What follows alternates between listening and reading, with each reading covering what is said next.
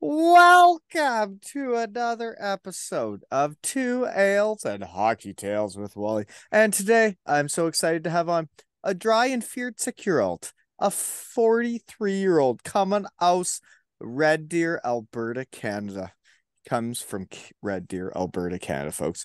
His hockey journey has taken him to Canada, the USA, Austria, Switzerland, Germany, and he is a CHL Sportsman of the Year, a WHL first team All Star 2 times, a 2-time most sportsmanlike player in the WHL. Also had the most assists and points by a D man 2 times, a Spengler Cup winner, a German Pokal champion like yours truly, a Zweite Bundesliga champion like yours truly, and an Allen Cup champion. Never got one of those.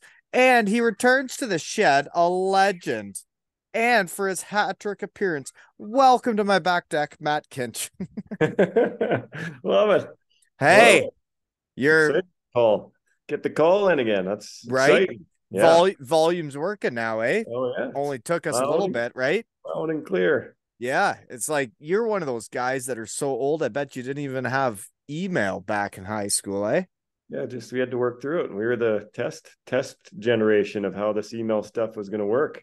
And you know what? You fought through it. We got her done, right? And now we can hear you. Right? We got So her. I get into how we know each other. You've been on before, your solo trip and your Ravensburg Towerstars chat, which the only reason I could do that was because I was injured that year. So I wasn't that competitive. You guys won. I never played, so it didn't hurt me that much, right? Yeah. Yeah. But you And guys won it all, eh? yeah, that was geez, that's a long seems like a long time ago, but doesn't, right? When you put yourself back in that moment, I think actually getting on with you a couple times really kind of refreshed you. You got to go think back to all those moments and all those. It's It such a cool thing to finish your last game of the year. They always talk about it, so cliche, but when you win it, it's well, something it's else. totally different. And what's interesting for me is like I had kind of forgot about everything I had done. I forgot about every season, every play, every teammate. And then I get into my shed and start talking, and all of a sudden I remember everything. And I remember the things that were happening in the locker room, the things that were happening at practice, games. I only have like 10 kids here right now. It's no problem. Sorry if it's a bit loud in the background. Good, all good. Yeah. You got to throw in these impromptu shed visits, right? Or else how else are you going to win, right? You're in the heat of it with the kids, man. You're running around. You got it. Yeah. And looks like George's mom's here to pick her up. And I think the kids will figure that out. We'll just keep talking, right? No one's crying, so it's probably okay. So other ways we know each other though is you had exciting stuff going on last time I talked to you. Was you were about to open up a shooting thing where like people show up and shoot pucks? Yeah, that opened up in February. It's kind of they call it Score Hockey Range. The ownership group that put it together kind of came to me and said, "Hey Matt, like you got a hockey background, you've opened up a couple businesses, can we get your help?" And it kind of brought me back into hockey, which is really good. Like maybe coaching in a different way. A lot of kids coming in and doing some one-on-one stuff, team stuff, but it's not as committal, I guess, is the best way to say it. You kind of get to see them, help them out, and then pass them back to their coaches. It's almost like being a grandparent. It's like, hey, that was fun. Now go Yeah. deal with the coaches, and you don't have to deal maybe with the day to day. So I'm enjoying that. That's been a lot of fun. It's I did see what you did the other day though, by the way. I don't know, that must have been you. You're banking it off something and putting it short side like on the goal line. Like I used to do this for fun at the end of practices, see how far I could get close to the goal line and keep putting it in. You right. were doing that, right? Yeah, I'm trying to give those little tips here. I think unless you play the game, and I know I was a defenseman, but I played with enough good players like yourself to know that, these drills are, where goalies are going to be and where to put the puck. I was good at getting those guys the puck to do those kind of things. But, I think some coaches think they know it unless you play the game. You know those guys. You played with them. Like there's certain guys that have that gift that can put it like that, and you did, and I played with guys like that as well. But it's a skill, and if you can get just kids kind of thinking about those things, and that's why the reason we put these clips up here and there to kind of teach them, to show them, work on those type of things as well. It's one thing to come down and be able to do a breakaway or put the puck on your stick and this Michigan that everyone's doing. But, in game like situations when the heat's on and you got a split second and you get up to a level where you can't do that, it's a little bit different ball game, right? Well, and that is one thing about having a shooting clinic where you have all the time in the world and you just keep shooting pucks where they're supposed to go. In a game, it's totally different. And you speak of the Michigan, I've been going out with O'Reilly, and me and him were at one end with Joe Leahy, beauty, who's going to the Blue Jackets training camp that just helped me on my skills day. But the three of us are working on stuff, and he's got his little nook at the end of his blade. Oh, yeah. And like, I'm seeing him wrap around pucks. Like in practice, he's doing things and he's wrapping things around so fast. And we got talking about the Michigan because you look at the other end and you see my kid and his buddies practicing the Michigan. And I was like, you imagine, like, what are they doing down there? We're all working on things that actually make you better at hockey, and they're doing that shit. And O'Reilly just said, he's like, yeah, the Michigan, it's like, it's not really good play. And I'm like, you're right. Like, it's not. And if I'm the coach and you try and do that shit and then it doesn't work, I mean, I'll probably be the first person to try and break your stick. Where then he has just this little nook at the end of his blade and he's doing wraparounds way faster than any kid's doing a Michigan, Yeah, totally. Yeah. And I think you see that. I think what happened was when we were kids, we would have we'd be out playing street hockey and we'd be playing out the outdoor rinks. Not that kids aren't doing that, but now everyone's so engaged in their technology and they're looking for these clips of these kids doing the Michigan. It's such a big thing where, having the center where the kids come in, and I think the parents are happy. We kind of do these we do these PD day camps, and parents just want their kids off their devices, and we didn't have to, you didn't have to tell us to go do that. We were just doing it. We loved to do it. It was play street hockey. We're being creative within our own minds and playing street hockey, sometimes even putting on the goalie pads and just having fun, right? And learning all the different things where, now it's just all about what's popular and trending and I mean, I couldn't agree more. And there's certain days I'm proud. And there was a day where I had like 6 kids playing road hockey in my driveway. And I was proud. Like there was nobody on a screen. They were just doing it because they loved hockey and they were doing it because they thought it was fun. And it wasn't about I guess it was just about being a kid and playing road hockey. And it's like, how often do you see 6 to 8 kids playing road hockey anymore? It's like it's unheard of. And that's how we grew up, right? Yeah, exactly.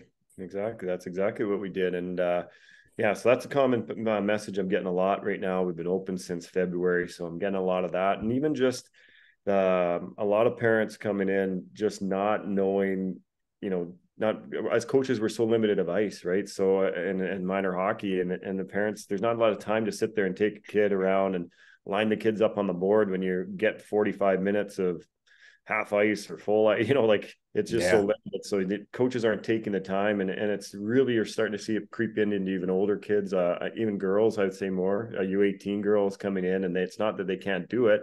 You tell them, you show them, and like 15 minutes or 20 minutes later, they can do it. But they've been going throughout their whole hockey careers not knowing how to actually take a proper wrist shot or backhand shot or slap shot. Like it's pretty interesting to see. Well, there's not enough time. Like there really isn't. When you become a coach, like I'm a coach, and I see what's set for the year. It's like we get 50 minutes a week to practice, and it's like with in under 13 and the shit I got to teach these kids in under 13 and all the things they haven't learned yet. To think about taking time to work on their actual skills and their shot and their, it's like, well, we have enough team stuff to do that, you do need to do some skill stuff on the side because I don't have time for that, right?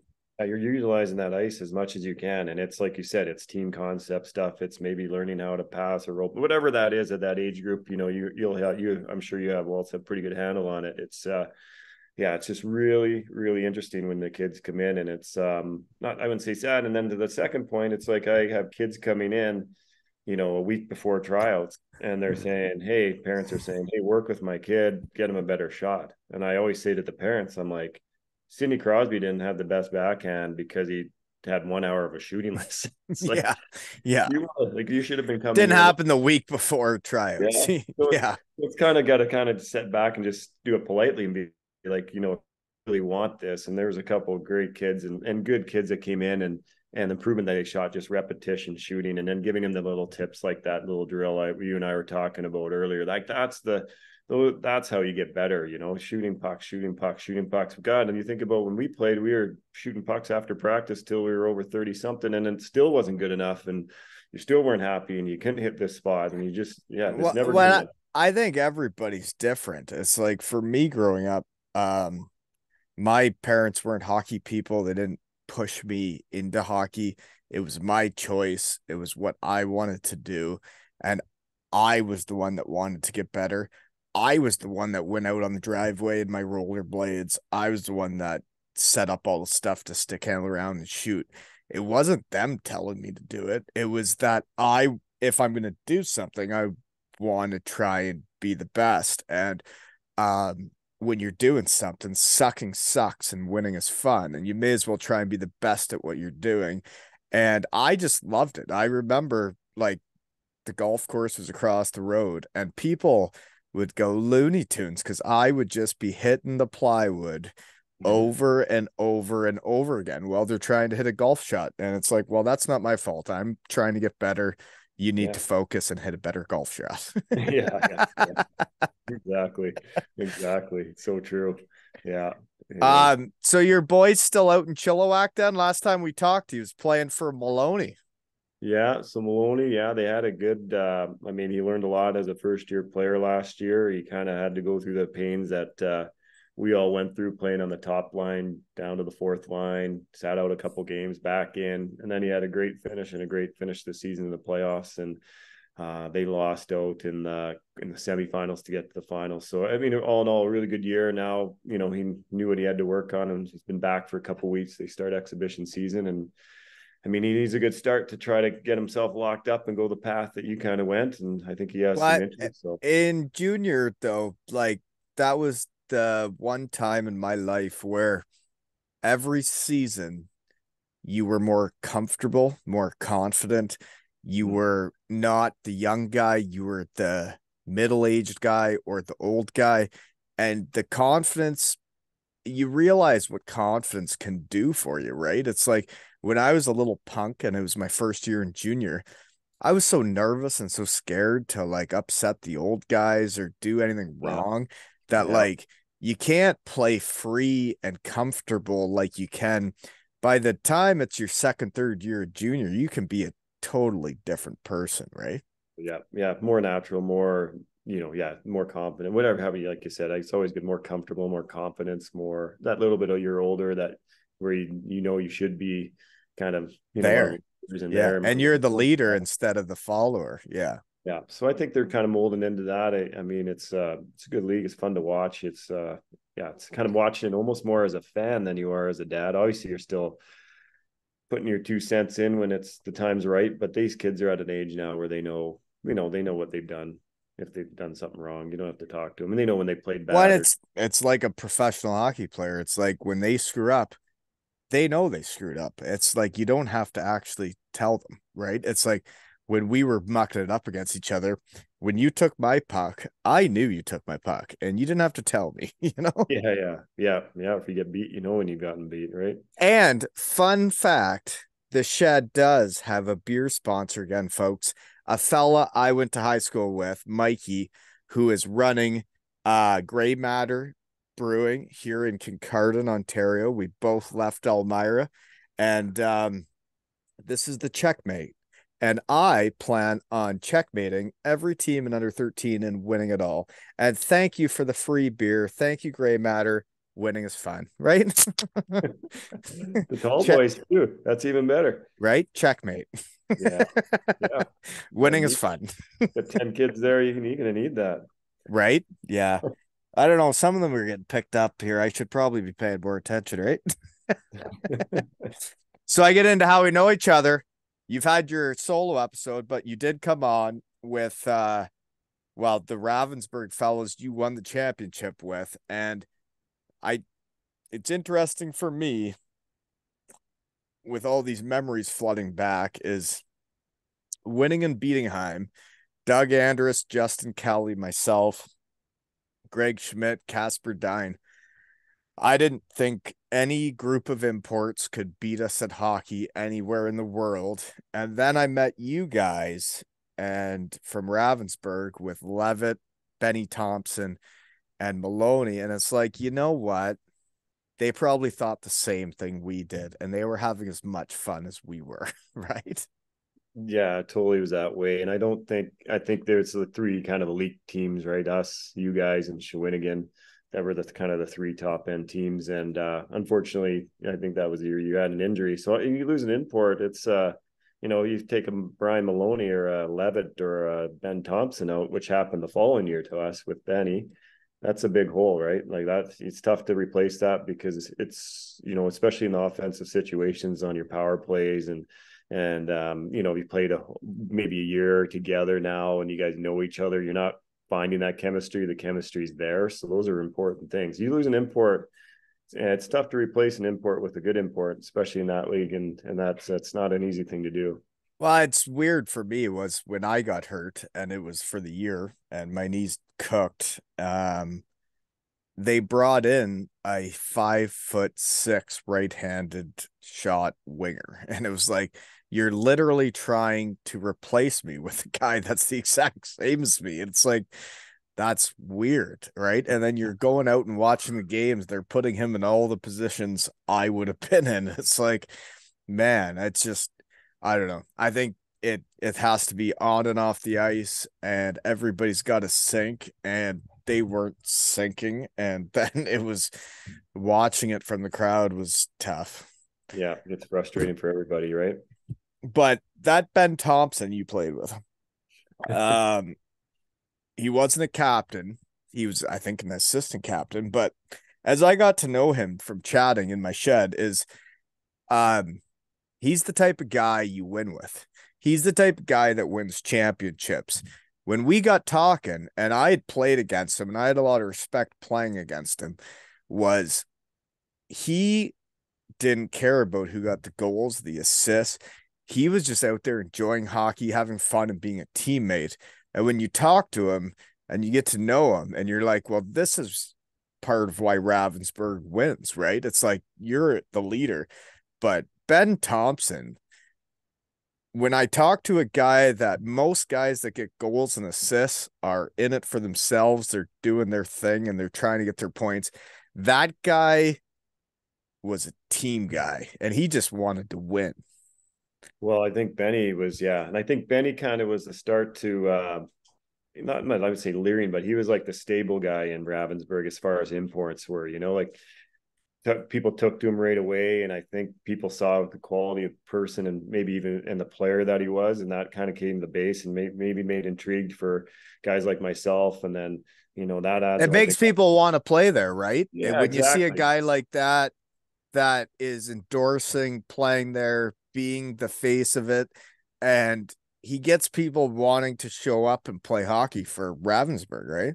Exactly. Yeah. And I think we always think of players that we played with, and the way the hockey game has changed since we played back, 15 years ago when we were all kind of going through junior and, our first few years of pro. Like Benny now would be like how fast he is and how strong he was. Like he would He's just, like the way hockey is now. Like he's the that's way hockey is. Yeah, exactly. Yeah, and no one would stop him. He just had a passion. He could get up, he could get back, and there's no quit. It was just a what good what guy.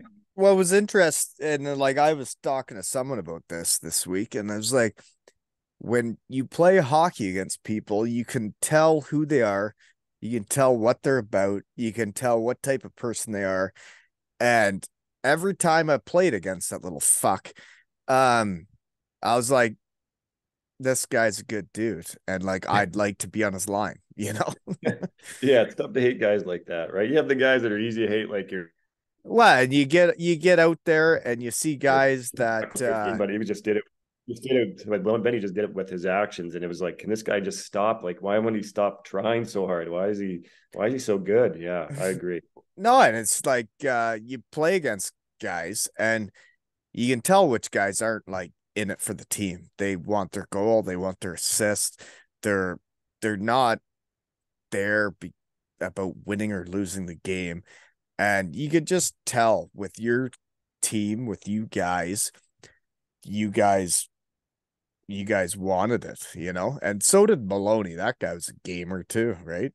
Yeah, it's pretty funny. So my son came back and they had January like a little all-star break, and so drinking age is 18 in here, and so they want to come back for a couple days and 19 in BC, and so they hop back and then they kind of know that I played with Maloney, so there's two or three of them. They're like, hey, what kind of guy is Maloney? Like, what kind of player was he? And I was like, he's probably the exact same way as he coaches. Like this is what's expected. This is what we do. This is what we are. And yeah, they were just, yeah, it was really interesting to talk to him. I mean, Maloney was kind of the glue to that line, I guess. He was kind of the reliable one who could get back and be there if yeah, and let Benny and Leavitt kind of take their chances when needed. But he was also the guy that, was picking up the garbage when, the rebounds were out or tipping he pucks. was he was a strange one for like Germany, right? Because in Germany, your imports are goal scorers, little guys making plays,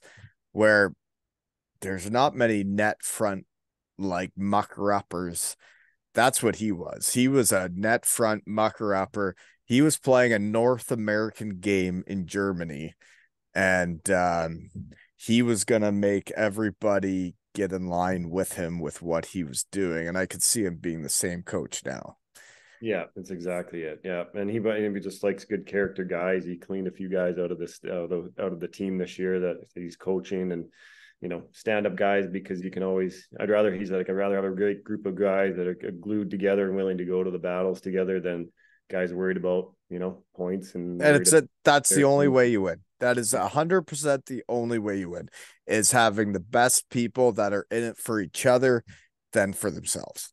Yeah, Right? and understanding your role. He's got a role for guys, and everyone's feeling important. That's a good sign of a good coach, right? Everyone Well, gets important when in that people way. have a role and they feel important, if they feel like their part is a big deal, they'll do so much more than if they're not sure what's expected of them. It's like if it's like I'm going to get into under 13 coaching, and me and the other coach, we were talking about whether or not we're going to have roles and like power player penalty kill. And it's like, well, I think we have to. I think every kid needs to do one or the other. And I think that needs to be what they sink themselves into. And I'll help them be the best they can be at what their role is. But you need to have something to sink your teeth into on the team, right? Yeah. Yeah, and I think you and I both, like, I was more, I would say, power play. I played a bit of both, obviously, and you probably did too. But I think some guys get caught up in thinking they're a power play guy, but not realizing that if you're a penalty killer, sometimes you're playing more in a game than not. If you have an undisciplined team or undisciplined game, my God, you could be sitting on the bench if you're a power play guy for 8 minutes in a row. And yeah, I think there's lots of room with those kind of guys. I think that's maybe as a group and parent group, they get caught up in those kind of things, not realizing And that. everybody wants to be a power play guy. And it's like, Exactly. well, if you can be an awesome penalty kill guy, that's a thing, right? Yeah, and you can go a long ways being that kind of guy. 100% you can. Yeah. But where and what are you doing now? Yeah, well, that shooting center's kind of taken time. It was You're really, also doing a gym too, right? yeah, I got the fitness studio that's still going. We're working our butts off to get that back to where it needs to be. Obviously, the 2-year break didn't help that industry very much, but now it's getting better. And but yeah, so between the two, kind of there in the mornings at this shooting center at night when teams and individuals or one-on-ones are there, it's like getting my hockey fix. And then yeah, just trying to get out to watch these games, I guess, in Chilliwack a couple times this year. And how Yeah, far away is your son to where you are now again? well, it's quite a ways, right? It's a 9-hour drive. It's about an hour flight, so the flight's quick. So you try to pick a couple weekends. I went out a lot last year because I knew, that Where first are you? in Calgary. And you couldn't get your kid to play in Calgary? Yeah, you don't want to play in Calgary for the junior team. The junior in Alberta is not, besides WHL, obviously, but junior A hockey's okay. BC's kind of like the league you want to be in to get to a scholarship And opportunity. isn't that tough, right? Like as a dad, that you'd much rather them just be able to play where they're from. Yeah, well, the problem too is that I they don't, until now they didn't never let you go out to BC until you're done grade 12. That's kind of switched now, but so yeah, the rules have changed slightly, and it's just it's a bit more heavily recruited. It's a better league. It's it's where you want to try to get to if you're wanting to go down and get a scholarship and play in the NCAA. It's very much the same here as where I grew up, where I got a scholarship from. Um, you can't get scholarships from there anymore, is what they say, and you have to play there to go elsewhere and then get a scholarship. And it's like, well, that sucks for a dad, for a family, for what we're doing. I Yeah, I'd much rather them be able to get it done right from here, right? should be that easy, shouldn't it? Yeah, exactly. It's the way it used to be. Used to be. Yeah, that's the way you did it. Yeah, I did fine when I got to NCAA. Yeah, Right. yeah. You made it work. Okay.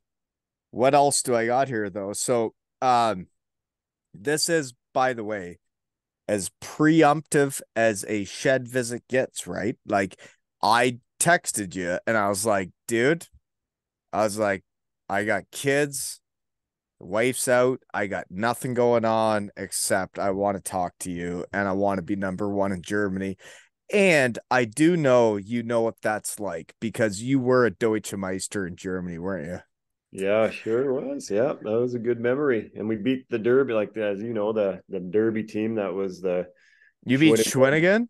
Yeah, and Shawinigan was the team that the second league wanted up so bad in the DL. And I think I even remember during the game some of the terrible calls. And I'm thinking this is, we guys gonna They're have to. making it quite obvious who they want to win, Yeah, right? I think the league definitely wanted him up there, and to have it so close, and the games are close, and we won a thriller in game two where we kind of stomped down on game one, went through them pretty good at home. We kind of caught them off surprise, I guess. I don't know what, but we So played a who's on that Schwinnigan team? Is that Stefan Meyer and oh, he that wasn't hacker there. guy? Yeah, he was there.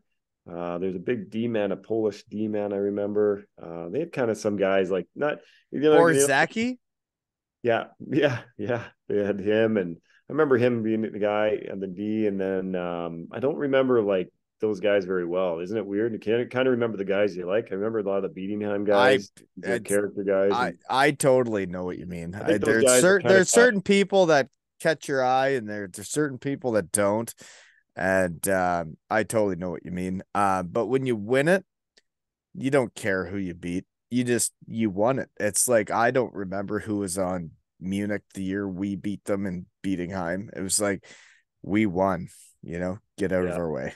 exactly. Yeah. So yeah, it was obviously a great memory, a great time, and I always kind of reminisce more about it now. I think when you get a little bit older, because you can have the time to do it, and I think you getting us on that one time was great because you could really Isn't it fun though? Like people don't even have any idea how much fun I'm having. And like I have a different team each year with these kids. And like I love these kids as much as I love the teammates I played with. But like there's so many people to talk to that like we haven't seen each other in so long. And to think about getting you and Levy and Benny and everybody together. Um it just warms my heart because I know you guys won it. And when I get that with my guys, it's like I get so goddamn excited. I don't even know what to do with myself for like days. It's like I can't even book it until it's happening because I'm going to get too fucking excited, right? Well, it's funny to go back because everyone's version of the winning, like how it all happened, is and you hear different stories about what they remember, and then you're like, oh yeah, I kind of totally forgot about that. Yeah, that happened. Yeah. Obviously, the festivities after. I had a buddy say that to me, and him and I he's a year older, and we probably played pretty similar pro careers. And I remember him telling me, he said, "How did it feel?" And I just kind of said to him, I said, it just kind of made that whole journey worth it. And I know it's not the Stanley Cup, and I know it's not, maybe the AHL, Calder Cup, but it was you play a whole year to sit there at the end and fight through the playoffs. It kind of just made all the pro hockey ups and downs worth it. Go ahead and like you look at your career when the research team got hot for like 37 seconds before we got on here. Is you had quite the career coming into pro. You were the CHL defenseman of the year, most points, most assists, all that. Um, it's crazy to think I was playing against you in the second league in Germany, but um, I always find it interesting that the people that win are not the people bitching about shit. They're not the people that are like, well, my apartment's not right, my car's not right, my this isn't right, my that's not right.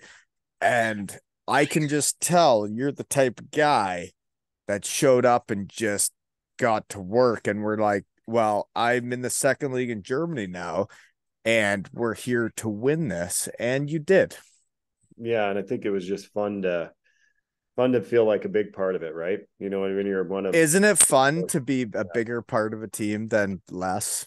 Yeah, I kind of even watched who was the guy this year, Quick in Las Vegas, and I mean, I know it's a Stanley Cup, but it probably felt a lot different when he was a starting goalie of the Stanley Cup. I think winning's obviously you can be a part of a winning team, but when feel like you're impactful in the way that it's happened, that's pretty amazing.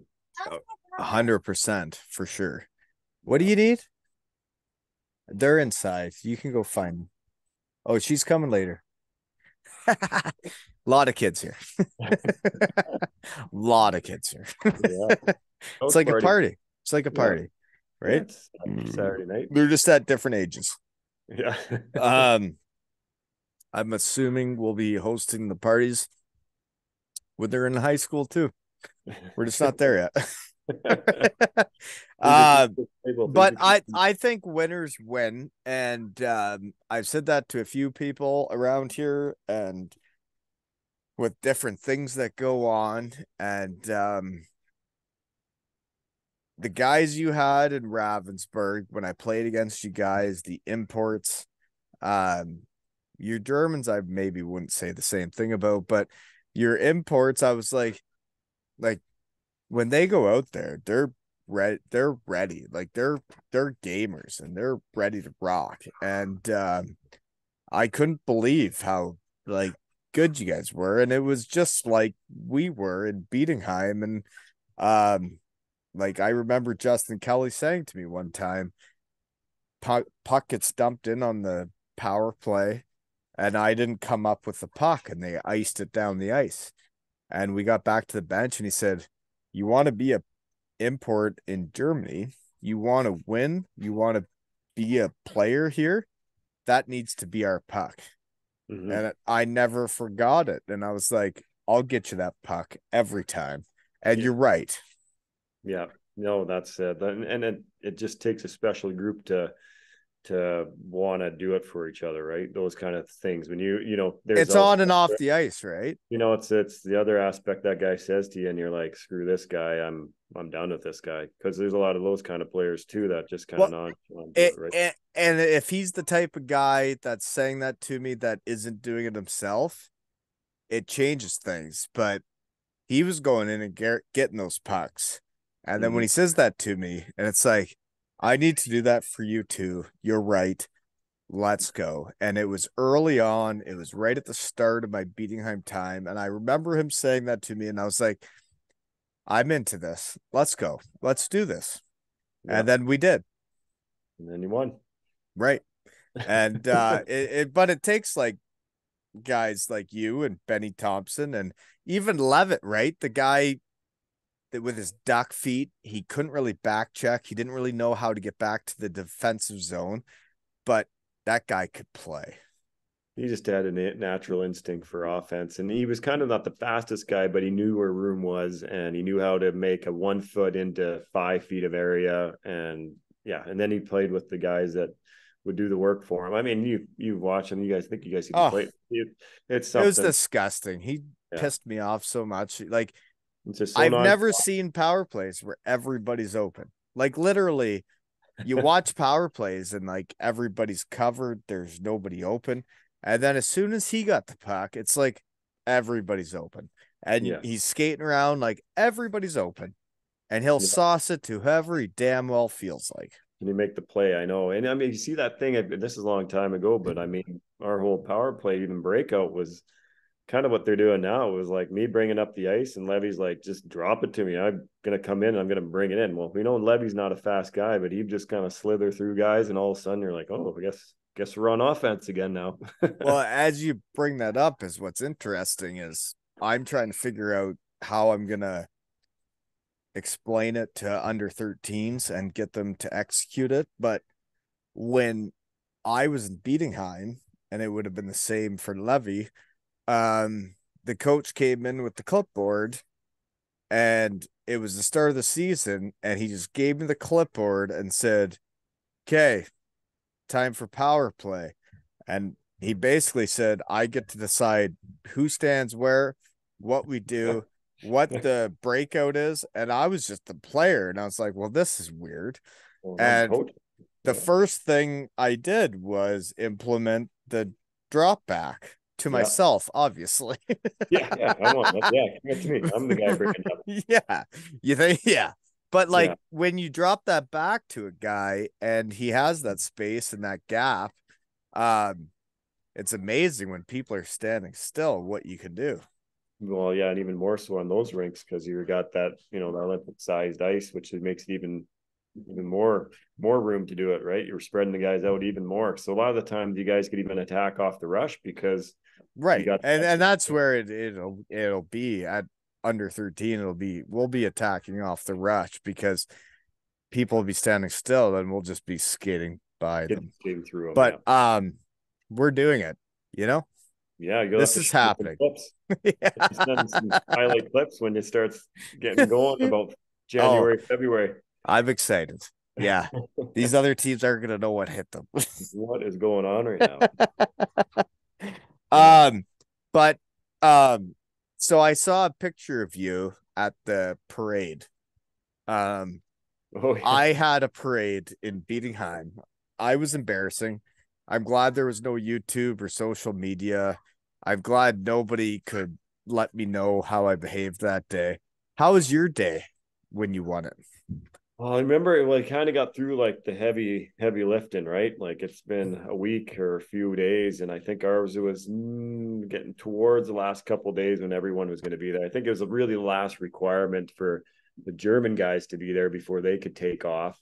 I think I remember getting towards the end, but it was we'd had our fun up to that point, and that was a good day as well. I mean, we had a lot of fans. They did a great job. It was at the center of the Stadt, and the mayor was there. The Stadt, that's a town, folks. Yeah, right in the middle, in the Mitte, and then so in the Fußgänger zone. Yeah, I mean, a little bit different for me because I'm the captain of the team, and I'm kind of like German's not, not to understand but not speak it. So, the assistant captains come up and say something because I couldn't probably put something together. So I remember that. It is a neat feeling. I mean, I never had it, but it's got to be a neat feeling to be a captain of a team in Germany. When you go over there, for them to name you like the captain, the C in Germany in professional hockey. Yeah, you get to keep that with you forever. Well, I was just, I was pretty neat. As probably the most interesting parts going to talk to the refs, and then you know how you line up at the blue line, then you got to go shake the ref's hands before the game starts, and you're shaking the other guy's hand, and then going to try to talk to referees, when there's a dispute of the penalty, and you're doing the best you can. And then they don't want to speak English with you. You don't want to speak English. Checkmate. Great Matter Brewing Company, Kincardine, Ontario, folks. Right. You could appreciate that. And then I'm giving them that, back then they didn't have video. So we used to write our lists out of the errors of the goals and assists that would be there. And we'd be giving them to the guys at the end. So I'd be handing that over to them. And some guys would be great about it. Some referees were amazing. And some would just kind of look at you and you're thinking like, come on. Like, so that the whole goals and assists thing, I've never really brought it up on here, but when you think about elite prospects and you think about how it is like they post what it said you did. And there was a year in Germany, I finished second in scoring. I played against the guy that finished first in scoring. There are games where I don't feel like he got the points he was given. And then for the rest of our lives, it says he led the league in scoring. And it's like, well, I don't actually believe that. Yeah. I actually believe I beat you. And you wore a turtleneck while you played hockey, and you're a loser. But like it's interesting because the end of those games, there would be refs that would understand this is our job and we need to get paid for how we played, and you need your goals and your assists. And then you'd go over to try and sort it out because they had been wrong with what they had done. Yeah. And they just wouldn't change anything. And then the next game, you're going over to ref going, so I owe a guy this assist, that goal, this, that. And it's like, can we just get this right from the start? So then, And I had that actually quite a bit in my time with Ravensburg being the captain. And I had to actually owe guys money, or owe guys not money, owe them assists, and they'd want me to go over the ref, and I'd add them in on a blank one that had one assist and be trying to take care of all these German guys, and it was quite something. But it's true though, like it's like the goals, the assists you get, like you earned them and you should have them.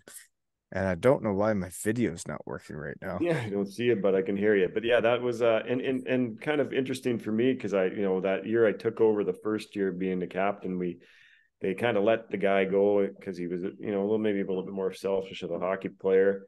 And then there was a vote, and I'm thinking, oh, okay, well, there's a vote. And then all of a sudden the team voted me as the guy, and I'm thinking, oh, whoa, okay, well, now there's a little bit extra responsibilities, and I'm taking these lists over, and I'm shaking hands with the refs before the games and the other captain of the game, and stuff that you're ready for because you're mature enough and old enough. But it's it's in a different foreign country, so they came with some challenges. But at the end of the day, that it is trophy, right? Well, it's interesting when you say stuff like that of what you went through and why I can't get my video going. But it's like the start of those games when the captains go over and you do your handshake and you exchange whatever it is. And there were people that were leaders and people that weren't in Germany that I think that's why Ravensburg won, was that they named you the leader and you showed people what's up, because there was a lot of teams in Germany that had leaders that weren't leaders, and they would go over and do those chats, and it just wasn't what was best for the team. At the time they're more worried about their own stats than it was the team stats. So I was really trying to be always aware of that and trying to get the guys the points, because we all know that feeling. It sucks. You've made a good pass or even a good first pass that gets to the second guy that ends up being the goal of the third guy, and you don't get anything on it, but you started to play and and then you look at the thing and you don't get it. Well, that's pretty frustrating. Even if you're a fourth line guy, I mean, it all feels good and you get a point or a goal or you feel like you're contributing in an offensive manner. So I mean, I always try to be aware of that. And I never, I know we were always trying to make sure they got it right. And like I said, most guys are pretty good, but there'd be the guy who just would blow you off and take your list. And I'm sure probably spit his gum in it and threw it in the garbage after, but you tried your best. Oh, I mean, I could get into this, but I probably shouldn't. But when I went to Helbron for that year, um, well, I mean, it wasn't a culture you win with.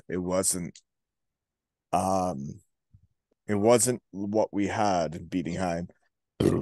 um, I tried to change it. I tried to make it the way it should be, but um once it gets ingrained and once it's the way it is, it was hard to be a part of a team that um sometimes the goals and assists didn't align with what happened on the ice. Yeah, it's a really weird one. When I went first over to Europe, and I think we were all taught that, back in North America, doesn't matter. So I remember doing that in my first year in Europe, and then I'm probably about 8 points short at the end of the year. And I'm thinking now I'm out, then that's maybe costing me, whatever it is, money, a job somewhere else. And because I never spoke up. And then I realized, hey, like these guys are all going over to the ref, they're doing it for Right. themselves. Got to be a way to do it where it's, and I like the way the Germans guys did it. I thought it was great. The guys set the tone right off the It, bat. We give it to the goalie, we make sure it's right, we give it to it the referee, and that was fun. and it shouldn't be the goalie's job. It shouldn't be the coach's job. It should be everybody should know what's going on. And yeah, maybe it comes down to the captain to send over that, but it needs to be right.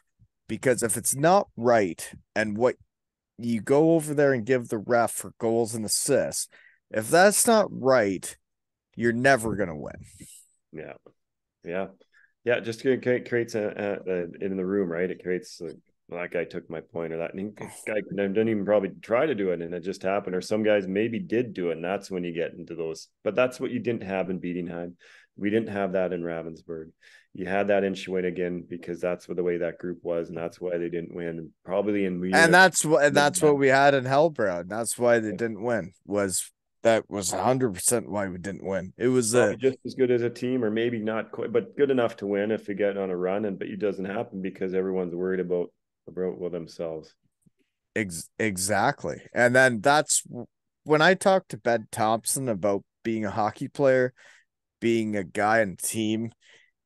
Uh, I just have never felt so into it with a guy that like he gets it. He knows how to win. He knows how to be a goal scorer and a player and a point producer on a team, but also get everybody involved. Yeah. Yeah, Yeah. he was great that way. I mean, he was just first Ben, he's first class, just a good guy. He could have played for a few more years, absolutely. I mean, he was that good. He just, he did a lot in a short time, and he was the reason why when Leon Ravensburg, Draisaitl wears 29, right? yeah, it's real big reason why when the league they went up from the third to the second, and they brought a good quality player in that he kind of held the fort, and that's why guys wanted to play with him and guys wanted to be a part of Ravensburg. And that's probably the reason why the ownership group and sponsors at that time saw that and put his jersey up in the rafters, because he was kind of that guy that brought that to where, not only German guys wanted imports wanted to go there, but German guys as well. Well, yeah. And yeah, for me, as a guy that was very similar to him, playing against him, yeah, I felt the same way. It was like, I know this guy's into it. He's a player, and every time we play Ravensburg, I want to try and beat this little fuck, right? Yeah, it's always good games against you guys. You're gonna have to send over your poster picks. This is where I'd get into your poster picks, but I don't have any yet because we literally just decided to do this like 7 minutes ago, right? Awesome. isn't it? Yeah. And I can't get my goddamn video to work, They like to say, yeah, it's all great, but hey, your voice sounds amazing. isn't it? Does sound great. Um, okay, what if you were gonna go back to Germany and order a meal, what would you order? Oh, you got to go. Yeah, I think the schnitzel with some pommes. Or I mean, the sausage of the bratwurst, those are great too. But I would probably go if you got to the right place, the right spot, like the schnitzel and pommes. That would probably, and a big tall beer. Yeah. Wiener Temperature. schnitzel with pommes and a beer. Yeah, I understand. yeah. Yeah. What do you have in your schnitzel with? You're not doing ketchup, are you sick fuck? No, you know what I kind of tried to do when I bring it back is I like having them in the bun. I know everyone we have hot dog buns Yeah. back. Kind of like the old Yeah. class bun where Yeah. you put in and yeah, go to town. I totally know what you mean. I used to go to the grocery store in Bietigheim and I would do all the grocery shopping and whatever, and you'd be walking out, and then they'd have this schnitzel stand that was schnitzel on a bun for €2. And it's like with the mustard that like makes your Oh nostrils yeah, oh run, yeah, you yeah. know? And it's like you're telling me I gotta go grocery shopping and you're gonna feed me that on the way out? I'm For in. €2. Yeah, For €2. Yeah. yeah. That Fan was I think the most amazing part over there was like actually everyone's euros, but I mean, gosh, you'd go load up on your first grocery visit and it'd be like €60 and you'd have all the condiments, everything within your shopping cart, and it was like overflowing. So the only yeah, problem would be your heels be bruised from people being impatient and being yeah, or well, trying to get you to bag your groceries as quick as you could. It was like yeah, it it was was stressful. it was stressful. Yeah. It was Get stressful. it in, get it in. Let's go. Yeah. Next. Yeah. Yeah. Good thing you played hockey for a living. You could deal with stress, right? Yeah, it's always entertaining. Bring your own bags, get it uh loaded up. but no, like it's to be honest, it's very neat and exciting that guys I didn't know I would play against you and Benny and Levy, and um I respected you guys. I liked competing with you guys. But what's neat is like now when the kids get into shit and I got nothing going on, is like it just takes me a text and it's like, hey, you want to chat? And it's like, you guys want to, and like we want to talk about what we used to do and we want to be the guys we used to be because that was fun, wasn't it? Oh yeah, I think I mean that's what you should be pretty proud of. I mean, I would never have gotten. I wouldn't have reconnected with Levy and Benny just because of this. I know everyone gets in their busy life. I was lucky enough to connect with Maloney through my son and have him getting coached by the big dog there in Chilliwack. So that's very fortunate. But I mean, that didn't happen. This is a great idea, and I just yeah, I know people probably thank you, but it's been nice to get to know you a little bit more and reminisce on a Saturday night and talk more hockey about things that people really wouldn't understand or maybe wouldn't care to hear about. I guess I can't really talk to too many people about No, the it's stuff. true though. It's like some people want to hear about what we're doing, some people don't.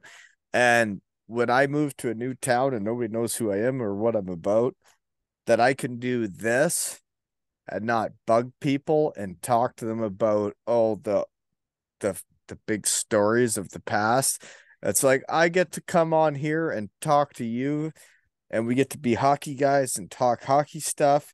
And then we go back to the real world, right? Yeah, I think you got a next step. You should take it over to Deutschland, maybe do like a live one in Bietigheim and Wouldn't that be something? right around this time would probably be good because Oktoberfest is not too far away. That would be and heightened, I'm sure, the experiences and No, chats but with. like the only reason I ever started all this was to have fun, and uh, I I think after all the years, I do know, and I know who's a Ched guy. I do know who's a leader. I do know who should be captains of teams. Um, I'm glad me, Doug Andrus, and Justin Kelly didn't play you guys that year, because it would have been a hell of a battle. Yeah. your guys in Ravensburg against my guys in Bietigheim. We weren't all together after I hurt my knee and all that, but it would have been fun. And I like competing with guys that get it, that understand what hockey's about and what the sport's about and having fun. And um I I always enjoyed competing against you. Yeah, I think it's two teams that probably would have respected, and whoever would have won at the end, that there would have still been a good respect factor. Maybe what we need to do, Waltz, is grab a Bietigheim Ravensburg crew and go play a few exhibition games for charity over there. Talk to some old boys and Wouldn't that be fun? say I think they get a lot of Do you fans. imagine? Yeah. And then you even get the Munich boys, those punks from that we beat, and then they came back with the same team the year later when Porsche loses their money and then win again with the same loser team that lost the first time. Well, Yeah, play again. yeah, Right? yeah, yeah. Those guys, those guys were kind of like the Schwinnigan guys for you guys. For us, it's just Yeah, just a lot of annoying. individuals. It's Just like, annoying. yeah, Yeah, bunch of punks. bunch of punks, right? But I always like you Ravensburg fellas. I like Benny. I like Leavitt. I like watching Leavitt play hockey. It was interesting for me as a power play guy watching Leavitt run power plays because I thought I was good at it. I thought I knew what I was doing. And then I'd watch him do it and he'd make it look so fucking easy. It would drive me crazy. It was. He was very skilled that way. Like to your point, it was like there's always somebody open, but why is there someone open? And like he didn't move. It's not like he went anywhere. Didn't do anything special. He just knew how to shift guys around, and those extra couple feet made such a big difference. He knew the space game and he knew who was open and how to get them open. And it was an eye opener for a guy, right? When you're running a power play and you're trying to be world class, and then you see a guy do it, and you're like, well, he's way better than me at Yeah. doing this. Yeah. No, he was just he was very skilled. That was definitely his strength. And then, it has to mesh with the guys that are around him, and Benny and Maloney were great. And I was kind of the guy holding things up top and making sure I was getting it to those guys to do those type of things. So it was good. It was a unit that was very strong. We had two good units, but that was obviously the number one with the four imports on the one side. So Well, all I gotta say is because I can't figure out how to get my video working for me to see you, is that literally, I think it takes winners to win. Um, for me to win in Germany, for me to get this done, it takes guys stepping up. It takes guys figuring it out when I have time. And you're a you're a winner. You're the gut type of captain that I would love to be an assistant captain. I was always an assistant captain my whole career. I'm an assistant captain type of a guy, but me and you together could have won some shit. I'll tell you that.